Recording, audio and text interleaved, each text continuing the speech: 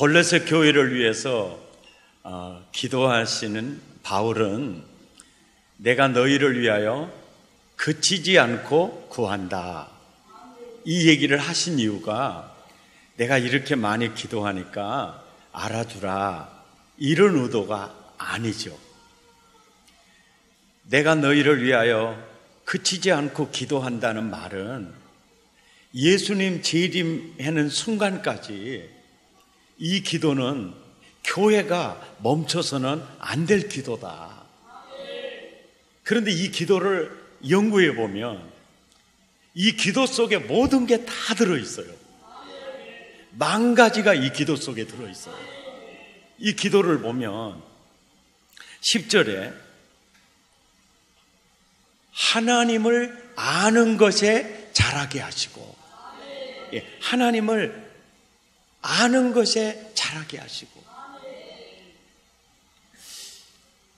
에베소서 1장 17절에도 바울이 에베소 교회를 위해 기도할 때 지혜와 계시의 영을 너희에게 주사 하나님을 알게 하시고, 왜 이렇게 하나님을 알게 이걸 기도하실까?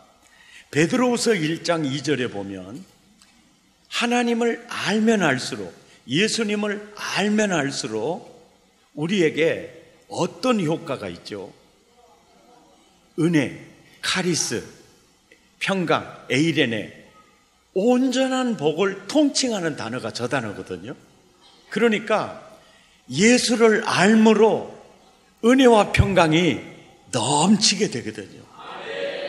그러니까 은혜와 평강을 넘치게 주시옵소서 기도하고 하나님을 알게 해 주십시오. 하나님을 아는 것에 쑥쑥 자라게 해 주십시오. 같은 기도의 제목인 거죠. 마태복음 11장 28절에도 보면은요, 예수님이 우리를 부르시는 목적이 쉼을 주기 위해서 그래요. 우리의 쉼은 오직 예수님에게 있습니다.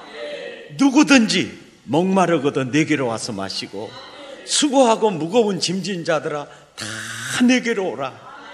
내가 너희를 쉬게 하리라.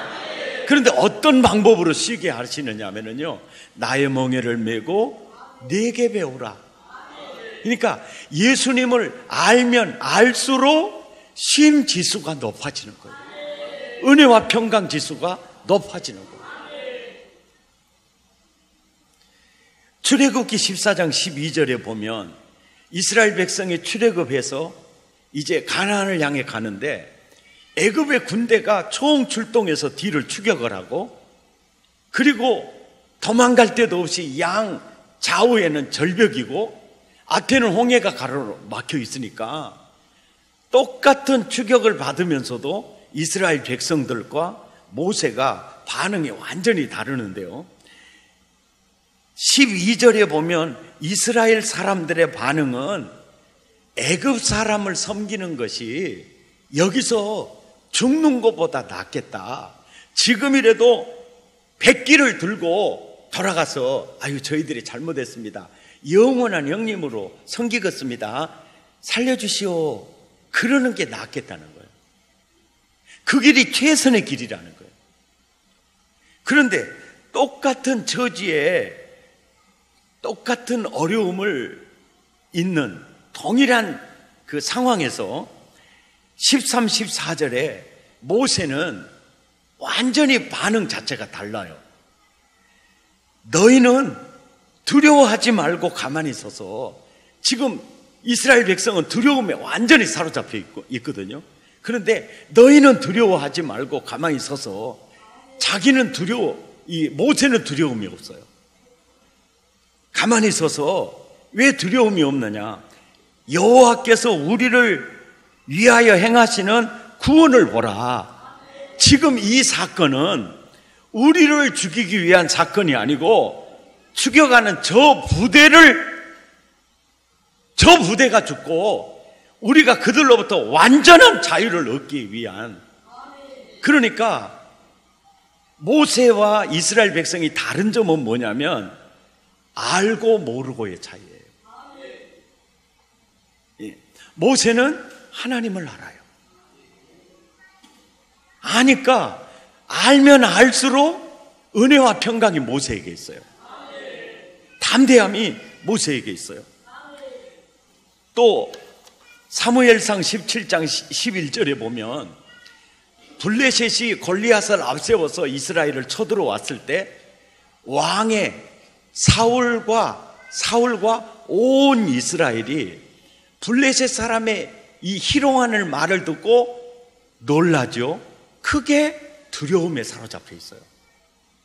그런데 동일한 상황과 처지에 있는 다윗은요, 46절에서 47절 보면 전혀 두려움이라는 게 흔적도 찾아볼 수가 없어요. 오늘 여호와께서 너를 내 손에 붙이시리라. 이게 우리 전라도 버전으로 하면 오늘이 우리 제삿날이 아니고 너 제삿날이다, 이 말이거든요. 그래서 호세아서 4장 6절에 보면 내 백성이 지식이 없으므로 망하는도다. 이게 하나님을 몰라서 망한다는 거예요.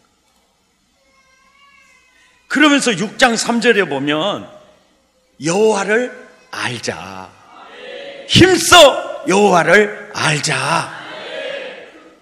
그래서 오늘 이 기도의 제목에서 우리가 조금 신경 써서 봐야 될 단어가요, 하나님을 아는 것에 멈추면 안 된다는 거예요. 하나님을 아는 것에 자라야 된다는 거예요. 쑥쑥 자라야 된다는 거예요. 하나님을 알면 언제나 유유자적할 수가 있어요. 그걸 기도하는 거예요. 그러니까 바울이 기도할 때 어떤 증상을 기도하는 게 아니고요, 원인을 기도해요. 하나님을 아는 것에 자라면 언제나 천국이에요. 아멘. 두 번째 기도의 제목을 보면은 11절에 그의 영광의 힘을 따라, 여기서 모든 능력이에요. 모든 능력으로 능하게 하시기를 원한다. 고린도전서 4장 20절에 보면은요, 하나님의 나라는 말에 있어요, 능력에 있어요? 능력에 있어요. 그러니까 하나님을 알면 알수록 천국을 누리게 되고요, 그리고 모든 능력으로 능하게 해주십시오. 왜? 하나님의 나라는 말에 있는 게 아니고 능력에 있으니까 그 하나님의 나라의 능력이 이 교회를 통해서 드러나기를 원합니다. 이 기도 속에 만 가지가 다 들어있는 거예요. 모든 능력을 조금 구체적으로 설명하면 이렇습니다. 영권이에요. 영권. 영적. 이 영권은요, 따라서 합시다. 나를 이기고 세상을 이기고 마귀를 이기는 능력, 그게 영권이에요. 하나님의 나라는요, 능력에 있어요. 예, 흑암의 권세를 제압하는 영적인 그 능력, 그 영권이라 하거든요. 그리고 물권이 있어요. 참 물권이 있는데 희한하게도 물질이 쩌벅쩌벅 움직이는 게 있어요. 아니, 진짜 있어요. 정말로 있습니다. 아멘. 그 다음에 발걸음마다 사람 잘 만나는 인권이 있어요. 인권이 있어요. 사람이 붙어요. 아멘. 이게 있어요. 그런데 영권은 기도의 지수가 영권 지수예요. 영권 지수입니다. 그 다음에 물권은요, 물권은 많이 심는 자가 많이 거둬요. 그러니까 이 더운데 또 헌금 설교냐, 이렇게 절대 그런 차원에서 듣지 마세요. 내가 살아보니까, 이게 물권을 가져와요. 그리고 사람 잘 만나는 인권은요, 제가 경험해보고 성경을 보고 제가 체험해보고 주변을 보니까 딱 느끼는 게 뭐냐면, 늘 배려하고 섬기는 사람 있죠. 그러니까 내가 저 사람을 이용해서 내가 뭔가를 얻어야 되겠다는 의식으로 사는 자가 아니고, 나 때문에 저 사람이 유익했으면 좋겠다, 이런 사람들이에요. 남을 윤택하게 하는 자가 자기가 윤택하여짐을 얻으리라, 꼭 그 은혜가 있어요. 예. 그 다음에 입술의 권세가 있어요. 너희 말이 내 귀에 들린 대로 시행하는, 내가 내 말대로 하여 사무엘처럼 내 말 한마디 땅에 떨어지지 아니하더라. 이게 입술의 권세예요. 이게 있어요. 그 다음에 남다른 지혜예요. 남다른 지혜. 그 다음에 탁월함이 있어요. 그러니까 하나님의 나라는 말에 있지 않아요. 그 하나님의 나라의 능력, 이것이 모든 능력으로 능하게 되기를 기도하는 거예요. 모든 능력으로. 예. 능력의 주인공 다 되시기를 축복합니다. 아멘. 예, 6번째 기도의 제목, 오늘 3번째죠. 자, 기쁨으로 모든 견딤과 오래 참음에 이르게 하시고. 이 기도가 있잖아요. 오래 참게 해달라는 기도입니까? 오래 참을 수밖에 없는 그 처지 속에서 기쁨을 잃지 않게 해달라는 기도입니까? 예? 예? 지금 어쩌든지 오래 참게 해주십시오. 이 기도가 아니에요. 진짜 견딜 수밖에 없고 오래 참을 수밖에 없는 그 속에서 기쁨으로 거뜬히 이겨나갈 수 있는 기쁨을 구하고 있는 거예요. 오래 참고 모든 것을 견뎌야 하는 처지를 하나님이 허락하실 때는 그냥 허락하시는 게 아니고요. 목적이 있어서 허락하시는데, 사람이 오래 참아야 하고 모든 것을 견뎌야 하는 상황 속에 상황이 계속 중첩이 되고 그 기간이 길어질 때 그 사람의 교만은 산산이 부서집니다.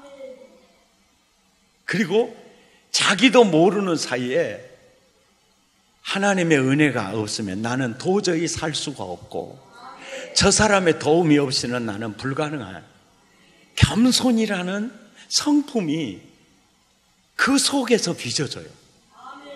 이것을 바울은 로마서 5장 3절에서 이러잖아요. 환난이 결국은 인내를 만들어내는 거예요. 그러니까 환난이 없이, 시련이 없이 인내라는 성품이 만들어지지가 않아요. 그러니까 오래 참지 않으면, 견디지 않으면 안 되는 상황 속에 있을 때 2가지 성품이에요. 겸손, 인내. 그런데 아무리 스펙이 좋고 재능이 출중해도요, 겸손하지 않고 인내가 없잖아요. 아무짝에도 쓸모 없어요. 그러니까 하나님의 나라를 누리고 또 많은 영혼을 살리고 복되게 하기 위해서 가장 중요한 성품이 있다면은 겸손과 인내예요. 아멘.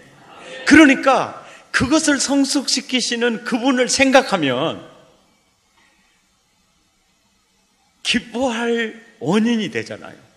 슬퍼할 이유가 없잖아요. 그리고 예수 믿고 요셉은 총리가 돼요.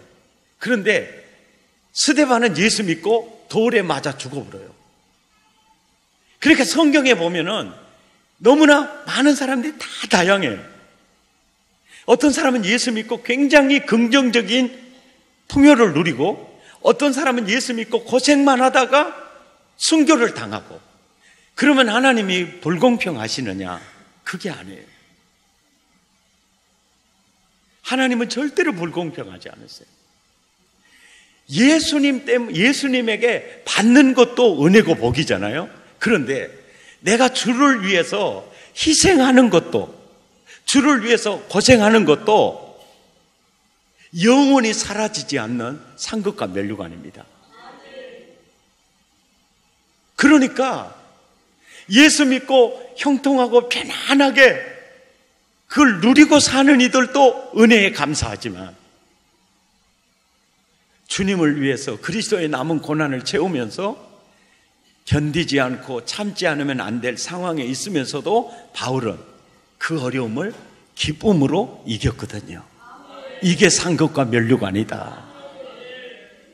하나님이 나에게 더 큰 은혜를 주신 것이다. 이해가 되시죠? 그걸 기도하는 거예요.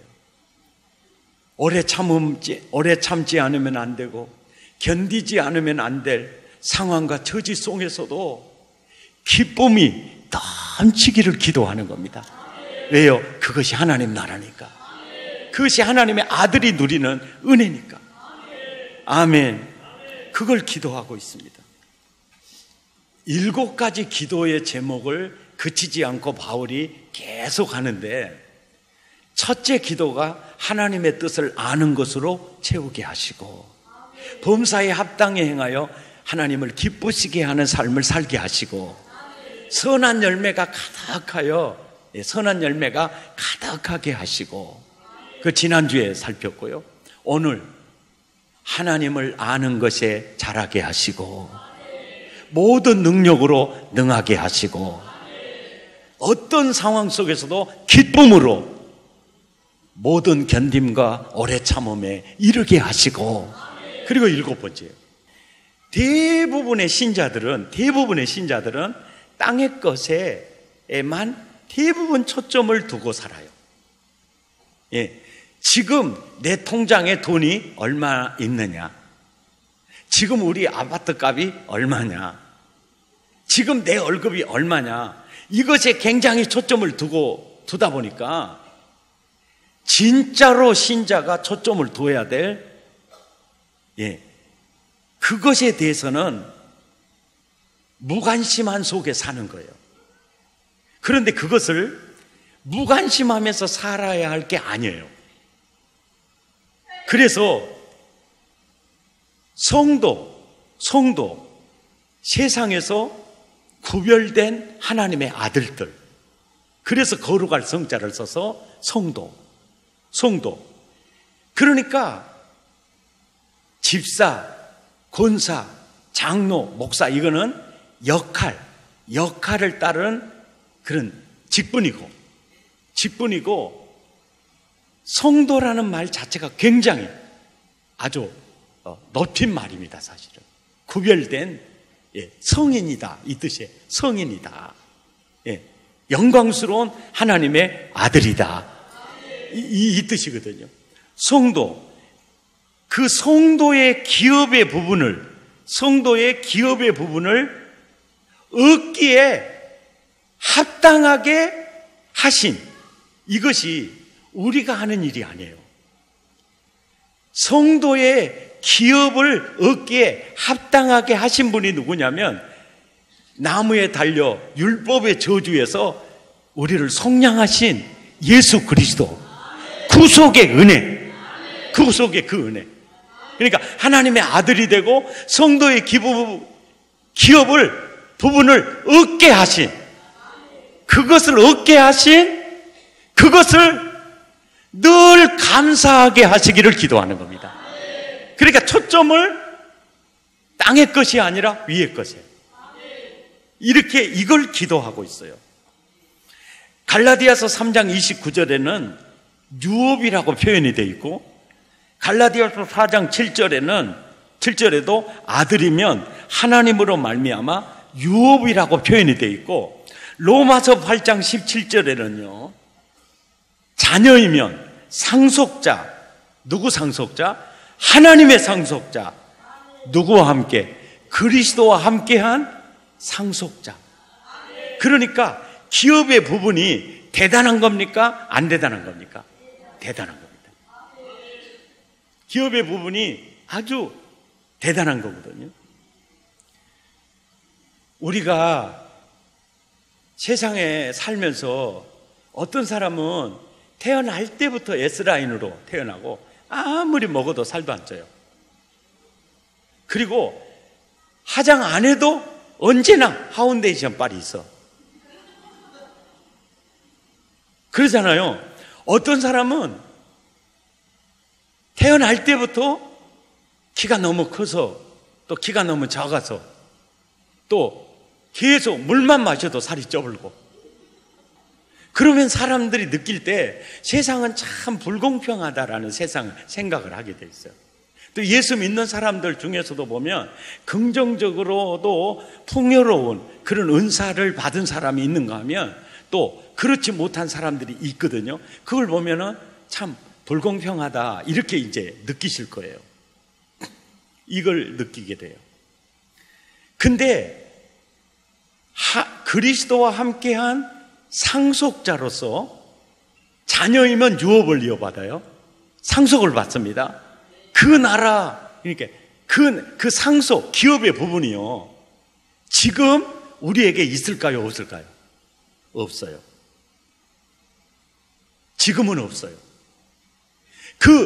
그리스도와 함께 이제 상속을 받은 지금은 우리는 대기자예요. 그 시작은 낙원으로 이민 갔을 때, 새하늘과 새 땅이 도래했을 때, 그때 그 기업의 부분을 우리가 누리게 돼요.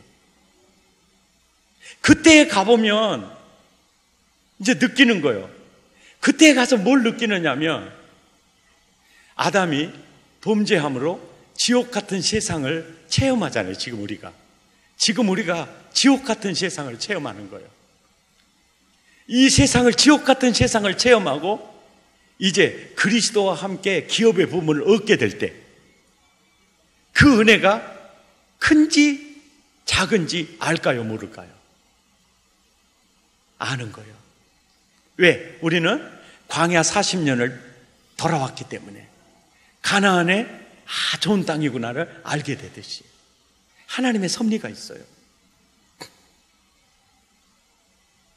예. 그러니까 세상의 모든 사람들은 땅의 것에 굉장히 치심해 있죠.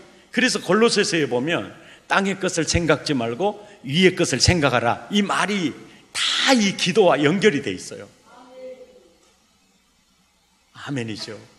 근데 우리는 땅의 것을 보고 나는 실패자다 인정하는 거예요. 그런데요, 진짜 비밀을 알면, 진짜 하나님이 섭리를 알면요, 우리의 세상은 아직 도래하지 않은 겁니다. 예수님의 구속의 은혜가 이렇게도 크고 그리스도의 기업을 얻게 합당하도록 만들어주신 그 은혜가 이렇게도 놀라운가? 지금은 몰라요. 지금은 모릅니다. 지옥 같은 세상을 절절히 체험한 우리들은 그 성도의 기업의 부분을 상속받을 때요, 그리스도와 함께한 상속을 우리가 받을 때 예수님의 은혜가 이렇게 컸던가? 아멘. 모든 인생이 있잖아요, 동일하게 새 출발하는 그 하나님의 구원의 장엄한 계획 속에 지금 가고 있거든요. 근데 그 중에 기도하는 거예요. 하나님의 뜻을 알게 하시고 하나님을 아는 것에 자라게 하시고 성도의 기업의 부분을 얻기에 합당하게 해주신 그 은혜를 늘 감사하며 살게 해주십시오. 그걸 놓치지 않게 해주십시오. 아멘. 그걸 놓치지 않게 해주십시오. 우리가 예수님 재림하는 순간까지 우리가 뭘 기도해야 될지, 어느 것에 초점을 맞추고 살아야 할지 바울의 그치지 않는 기도의 제목을 통해서 참 많은 것을 보여주고 있죠. 바울의 기도가 나의 기도가 되기를 바랍니다.